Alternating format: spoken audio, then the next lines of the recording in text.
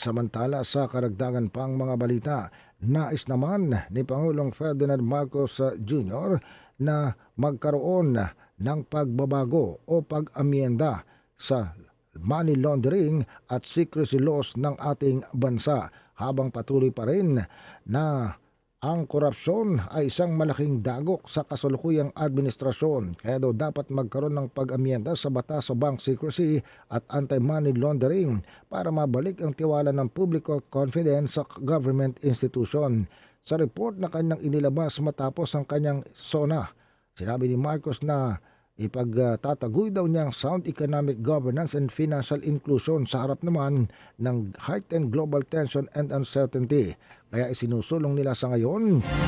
ang pag-amyenda sa Bank Secrecy Law, Anti-Money Laundering Act at Philippine Budgeting Code at tanawagan ito sa Kongresong pagtibayin ng panukalang Citizen Access and Disclosure Expenditures for National Accountability Act and Right to Information Act.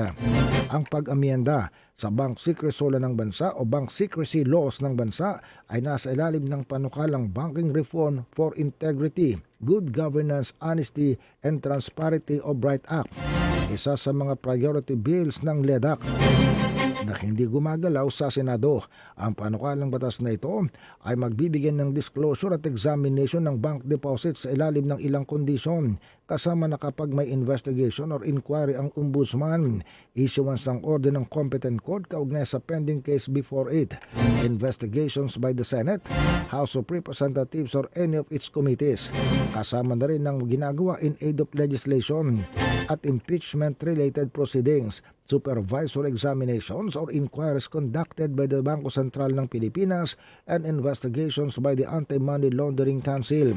Bureau of Internal Revenue, Securities and Exchange Commission, Philippine Deposit Insurance Corporation and Insurance Commission. Ang panukalang batas, sinasambit din ng mga sanctions laban sa mga nag-initiate, nagsagawa o gumamit ng anumang investigation or examination of accounts without legitimate purpose for political persecution or harassment to hamper competition and trade. Nakasaad rin sa mga sanctions na pwedeng ipataw kapag naisakatuparan ng batas na ito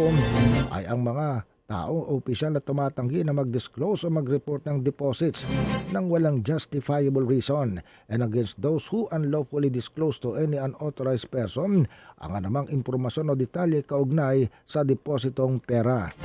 Samantala, tinataya naman ng Finance Department ng Philippine economy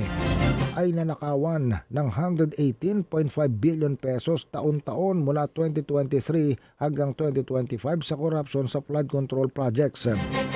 Ang multi-billion peso corruption controversy ay ang unang binanggit na isyu ng Pangulo sa kanyang SONA noong Lunes at isiniwalat din ng Pangulo ang mga kaso na ihahanda na laban sa dating speaker na si Martin Romualdez na pinsang buo ng Pangulo. Bagaman tumatanggi ang dating speaker na nasangkot sa siya sa manuwalang proyekto at kaya raw niyang patunayan ng kanyang pagiging inosente sa harap ng proper court.